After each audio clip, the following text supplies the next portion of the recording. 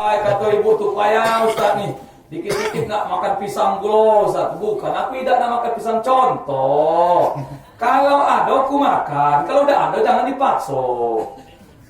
Banyak-banyak makan buah pisang. Pisang apa Pak Ustaz? Pisang buah, tapi pisang yang aku maksud ini adalah singkatan. Apa pisang Pak Ustaz? Pisang. Apa? Pokoknya balik nanti ceramah. Siapa? Ustaz Jamal. Apa materi ini? Pisang. Apa? Pokoknya pisang. Judulnya pisang. Apa Bu? Pisang. Dalam kurung pantang, iri, angku dan sombong. Apa Bu? Pantang, iri, angku dan sombong. Paham Bu? Ada sudah ceramah gitu. Jadi banyak-banyak makan buah pisang. Jangan sombong. Iblis laknatullah, makhluk paling taat kepada Allah, diciptakan di dalam surga, terusir dari surga Pak gara-gara sombong. Bayangkan, iblis Pak, orang yang taat, hamba yang taat, makhluk yang taat, sudah di surga diusir gara-gara sombong. Macam mana kita masuk surga belum nak sombong? Na'udzubillah ini. Maka minta kepada Allah, hindarkan dari sifat-sifat sombong. Yang pertama, banyak-banyak makan buah pisang, pantang, iri, angku dan sombong, unsur aib. Yang ketiga, di dalam badan manusia ini ada unsur angin, ada unsur udara, ada unsur oksigen. Kalau udah ada udara, manusia ini tak bisa hidup. Pak Lurah, Pak ini, Pak RW, mati tak bisa bernafas. Kenapa tidak ada unsur udara? Maka manusia ini ada unsur udara. Seharusnya manusia bersifat yang ketiga, bersifat seperti udara. Jangan sifat udara dia Pak Ustaz. Sifat udara itu apa? Sifatnya jujur. Kalau ada orang membakar di simpang depan masjid, ada orang bakar calo terasi sampai ke siko, ditiup angin, baunya bau terasi. Betul tak Bu? Kalau ada ibu bakar terasi di dekat jembatan Palak Siring, itu sampai sini ditiup angin bau bolu, berarti hidung bapak tidak beres. Berarti udara itu sifatnya jujur. Maka umat Islam harus bersifat seperti udara, harus sifat jujur. Siapa baik? Dalam organisasi, dalam legislatif, dalam pemerintahan harus jujur. Bahkan dalam rumah tangga sekalipun kalau kita tidak jujur, kacau. Aduk ne bele mencacis juta. Bawa lakinya balik, lakinya bawa duit 1 juta.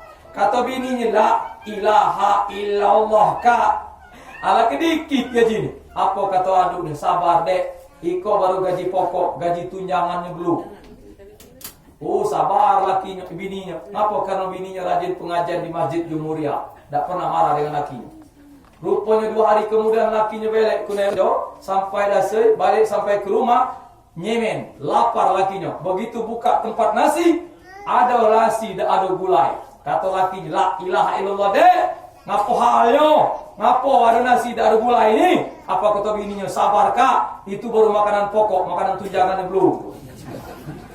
Itulah kalau dusta mendusta, maka jangankan dalam hal yang tinggi, dalam rumah tangga kalau terjadi dusta mendusta kacau wala na'udzubillah ini. Bapak Ibu hadirin jemaah takziah yang dimuliakan Allah Subhanahu wa taala. Maka begitulah dalam hidup Pak.